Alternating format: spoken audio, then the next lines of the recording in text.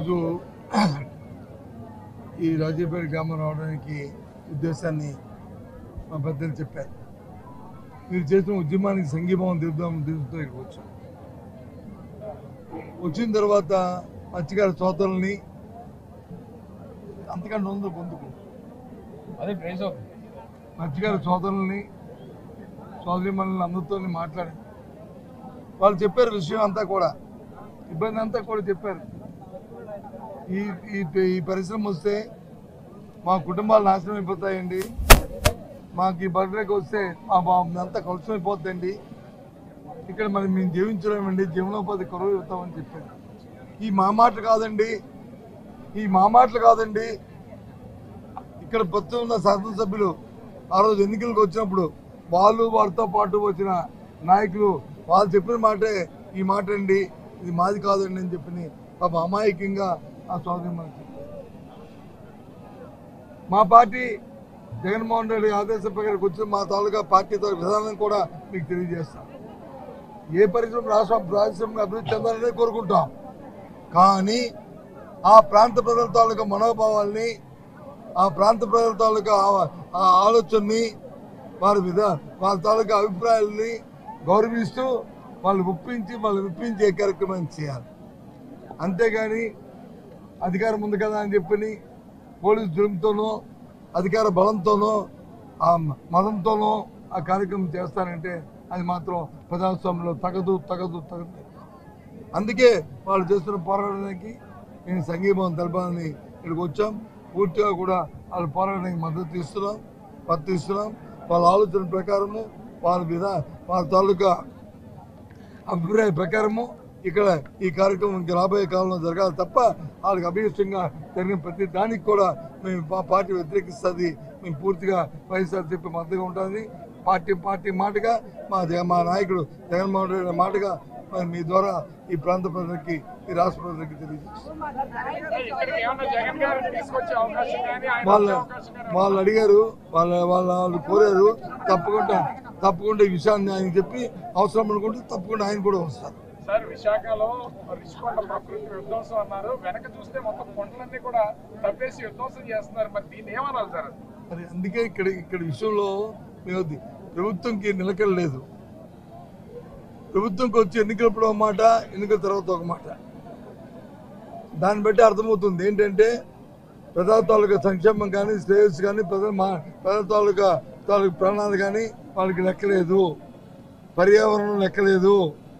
వాళ్ళ ఆలోచన అంతా ఒకటే, దోచుకోవడం దాచుకోవడం.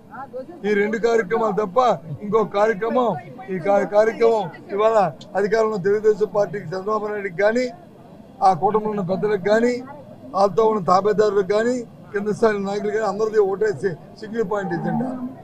ఆ నేపథ్యంలో ఇవన్నీ జరుగుతున్నాయి. రోడ్లు కానీ, పర్యావరణానికి కానీ, డ్రైనేజీలు కానీ ఇంతవరకు దేనికి పర్మిషన్ లేదు, కానీ నిర్మాణాలు చాలా వేగంగా జరుగుతున్నాయి. అదే ప్రజాభిప్రాయానికి విలువ లేదనా ఏంటి? ప్రజాభిప్రాయం విలువ లేదు, దురదృష్టం ఇదే. అధికారం ఉన్నప్పుడు ఓ మాట, అధికారం ఉన్నప్పుడు ఓ మాట. నేను చెప్తున్నాను కదా, అదే అడిగితే వీళ్ళ మీద వచ్చి అడిగిన వాళ్ళ మీద వచ్చి ఎదురుదాడి చేయడం అంతే తప్ప ప్రజాస్వామ్యాన్ని గౌరవించాలి, కార్యక్రమం చేయాలన్న ఆలోచన ఇవాళ ఈ ప్రభుత్వానికి లేదు. మీరు వాళ్ళని అడిగండి, అవసరమా లేదండి. మీ అందరూ టెర్రరిస్టులు అండి, మీ అందరూ ఇప్పుడు ఈయన మీ అందరం ఒక టెర్రరిస్టులు. మా ఎందుకండి అంతమంది? లాండాడికి అవసరం ఎంతమంది అవసరం? అప్పుడు ఒకరు సీఏ, లేకపోతే సీఏ గారితో పాటు ఒక ఇద్దరు సబ్ ఇన్స్పెక్టర్లు, లేదు నియోజకవర్గంలో ఉన్న అందరూ ఒక డిఎస్పీ, తెలియదు. కానీ ఎంతమంది ఎందుకండి? నేను ఎప్పుడు చూడలేదు. గృహ నిర్బంధం ఎందుకండి? నేను ఎప్పుడు చూడలే. ఎప్పుడైనా చెప్పనండి గత 5 సంవత్సరాలు ఎప్పుడు ఇలాంటి కార్యక్రమాలు జరిగాయని చెప్పి ఎప్పుడైనా ఎందుకు?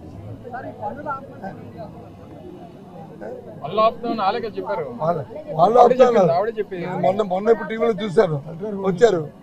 ఎవరు ఇక్కడున్న స్థానిక ఎమ్మెల్యే గారు వచ్చి చెప్పారు కదా, నేను నెల మరుక్షణంలో అన్ని ఆగిపోతాయి, కలెక్టర్ గారు ఆపాలి అని. ఎక్కడ అవుతుంది? కనిపిస్తున్నాయి కదా.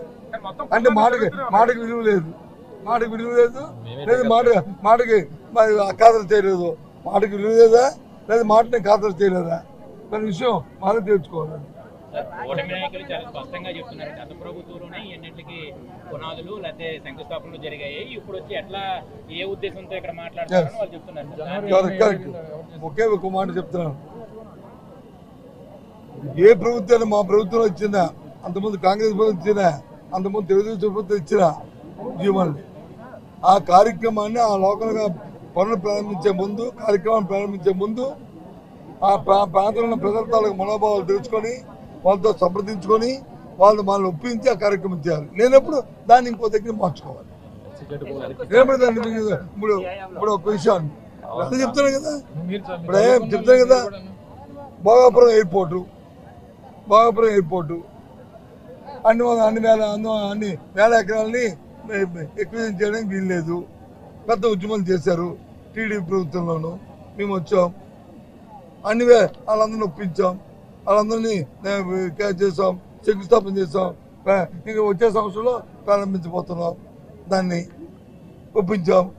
మన పక్కన ఉన్న ఎస్సీ జెడ్ ఏది మన అచ్చాపురం ఎస్సీ జెడ్ దాన్ని 8,000 ఎకరాలు చేసాం. అక్కడ అది ఆ ప్రజలందరూ ఒప్పించాం, ఆ ప్రజలకి అవకాశాలు కల్పించాం, వాళ్ళని మెప్పించాం, ఆ కార్యక్రమం చేస్తాం. ఆ పక్కన ఉన్న మరి రామ్కి ఫార్మాసిటీ ఒప్పించాం, చేసాం. రణసందలో ఉన్న ఎస్ఐ ఇది లేదు, బొబ్బుల్లో గ్రోత్ సెంటరు, ఇవన్నీ చేసాం కదా. దేనికంటే పరిశ్రమలకి ఎగ్రీస్ కాదు, ఆ ప్రాంత ఎన్నికలప్పుడు వచ్చి ఏం చెప్పావు, నీ పిల్లలు పుడితే పుట్టరు, ఒకవేళ పుడితే వాడికి వచ్చి అంగమైకల్యం వస్తుంది, మళ్ళీ క్యాన్సర్ వస్తుంది, మళ్ళీ తాగడానికి వచ్చి నీళ్ళు చచ్చిపోతాం, మత్స్యకారులు అందరూ చచ్చిపోతారు, మత్స్యమంతా చచ్చిపోతుంది. నువ్వే చెప్పావు కదా. మరి ఏ కోణంలో చెప్పావు, ఏ అథారిటీతో చెప్పావు, ఇది కూడా శానిటీ ఏంటి అంటే చెప్పినవన్నీ.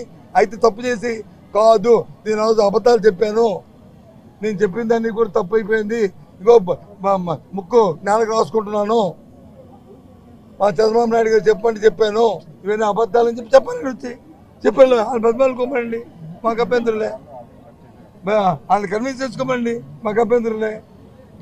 అంతేగాని వాస్తవులే, అది వాస్తవం నువ్వు నమ్మింది వాస్తవం, ఆ అమ్మాయికి వాళ్ళు నమ్మరా? వాళ్ళకి తెలుసు కదా. మనం చెప్పిన మాట పాపం గుడ్డుగా నమ్మే వ్యక్తులు కదా అందరూ.